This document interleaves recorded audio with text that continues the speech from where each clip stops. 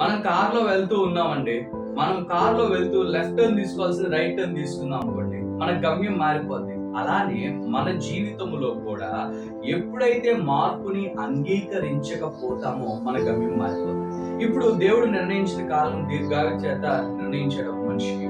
తను తీసుకునే డెసిషన్స్ ఏదైతే ఉంటాయో, నేను మందు తాగొద్దు అంటారు, మందు తాగుతారు. అప్పుడు ఏమైందంటే ఆ యొక్క ఆయువు తగ్గిపోద్ది. 100 సంవత్సరాలు బ్రతకాల్సినాడు, 90 సంవత్సరాలు బ్రతకాల్సినాడు, ఏమైంది 50 సంవత్సరాలకి క్యాన్సర్ వచ్చి చనిపోతూ ఉంటాడు. అలానే మన జీవితంలో కూడా ఆ మార్పుని అంగీకరించి, వాక్యం వింటాం, చాలా బాగా వింటారు, ఎంతో బాగా వింటాం, కానీ ఆ వాక్యాన్ని అంగీకరించి ఆ మార్పు ఏదైతే దేవుడు కోరుకుంటున్నాడో ఆ మార్పుని అంగీకరించి ముందుకు సాగకపోతే మన గమ్యము మారిపోద్ది. ఏమైందంటే ఆ వాక్యము ఫలింప చేయనీయకుండా ఆపేసేది ఏంటంటే నీ ముళ్ళ పొదలైనటువంటి ఆలోచనలు, తలంపులు ఏవైతే ఉంటాయో, చెడు తలంపులు ఏవైతే ఉంటాయో ముందుకు వెళ్ళనివు, వెనక్కి రానివు. ఎలా ఉంటావు అదే స్టేజ్ లో ఉంటావు.